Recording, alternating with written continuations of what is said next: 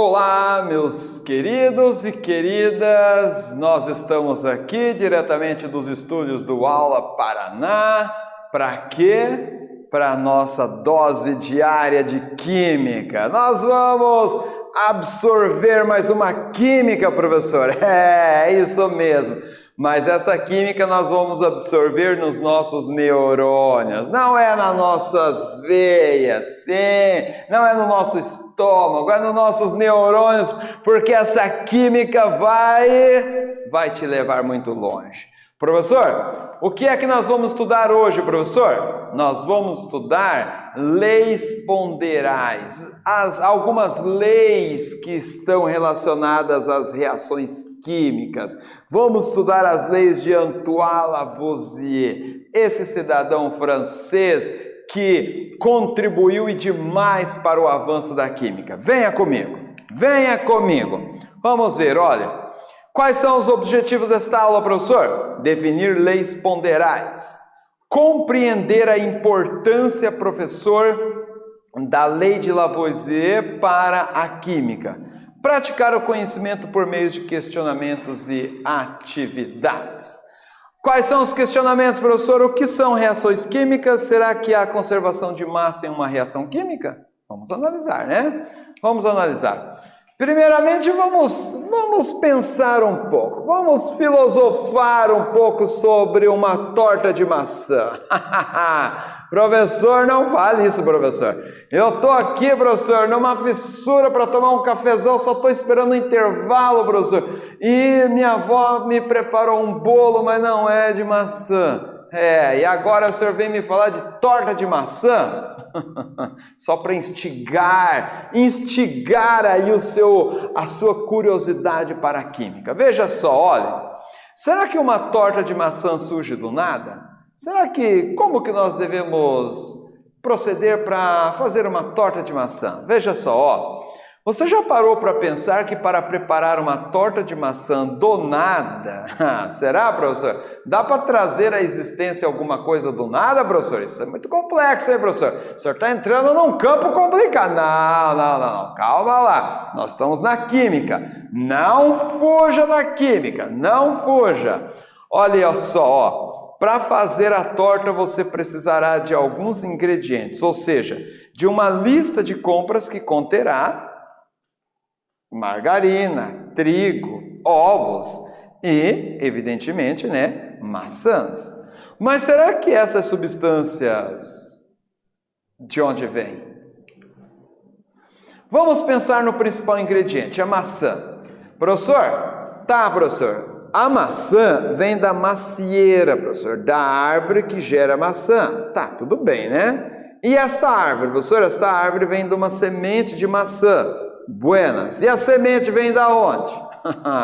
Veja só, de fato, a maçã não surge do nada. Posso plantar uma macieira, mas veja, para isso precisamos da semente, logo da maçã. E então, quem veio primeiro, né? A semente ou a macieira?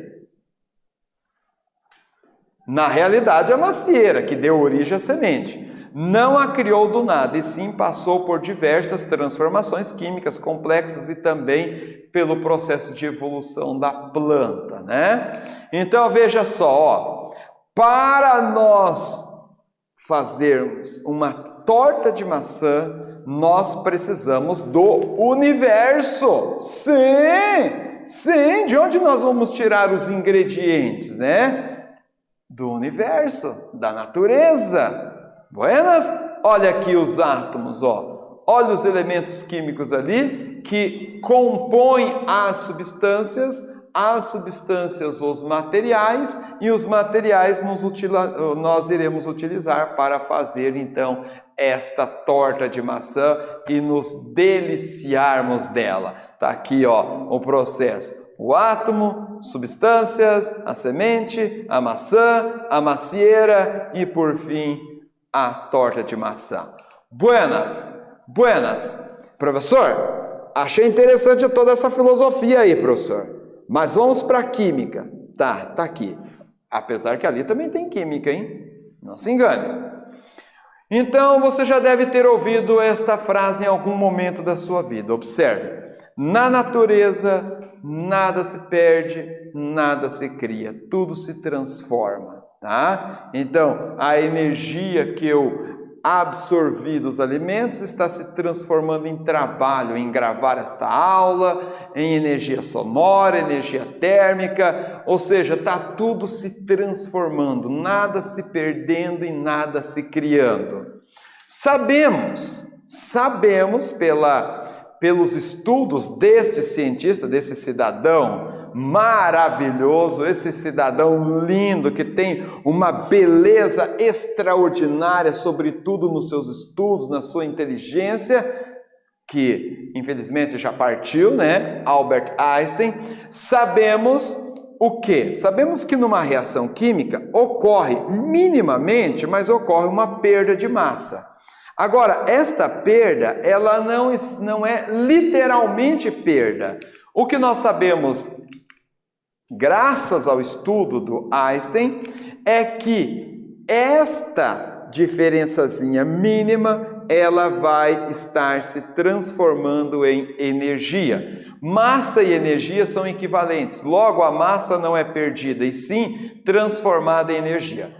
Para criar desde a menor das partículas subatômicas até a mais densa estrela de nêutrons, do nada não há outra saída a não ser, evidentemente, então, nós termos o universo. Precisamos do universo para nós termos, construirmos, fazermos qualquer coisa. Do universo, da natureza, que nós tiramos todos esses ingredientes. Professor, estou vendo na tela aí, professor, uma atividade. Sim, é uma atividade.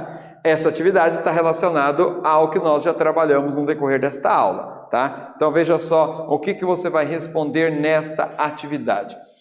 Qual a constituição de todos os materiais existentes e sua origem primária, tá? Do que é feito esse controle? Do que é feito o seu smartphone, do que é feita a televisão que você está assistindo, do que é feito o seu corpo físico, do que é feito todos os materiais e qual a sua origem primária. Pense, vou dar um tempo para você.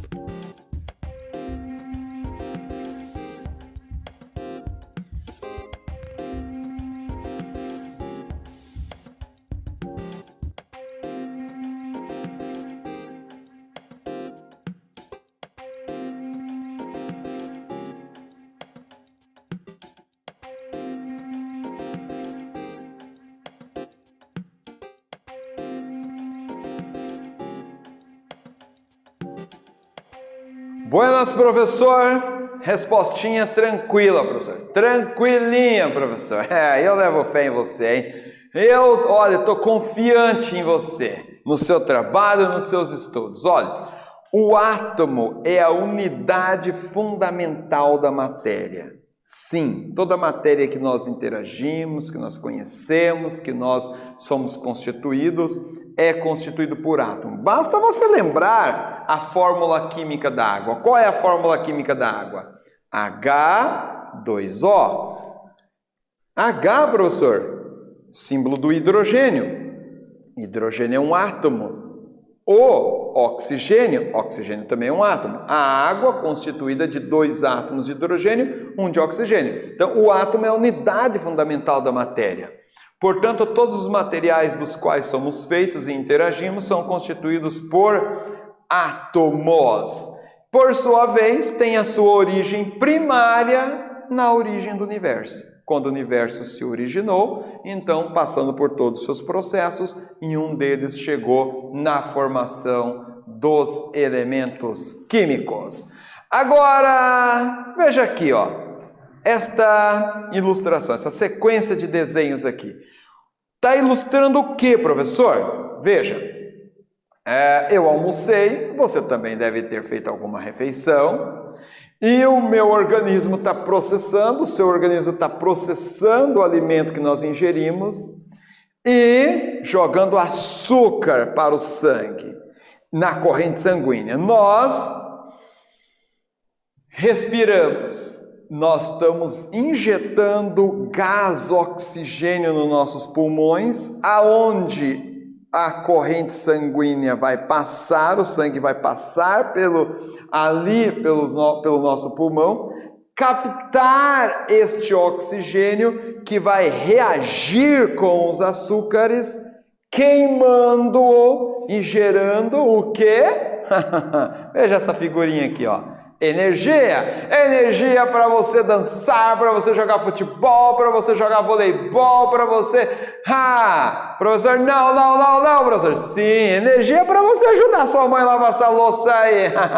Para você ajudar seu pai a trabalhar, o seu padrinho fazer aquele serviço lá. Energia para nós podermos fazer o que devemos fazer. Principalmente estudar, que é o que você tem que fazer, principalmente nessa sua faixa etária aí, tá bom? Então observe aqui, ó, o oxigênio mais os ingredientes da comida, mais água, produzindo gás carbônico, vapor d'água e energia.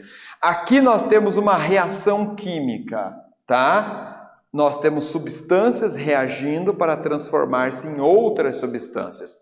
Este lado da reação química nós chamamos de reagentes.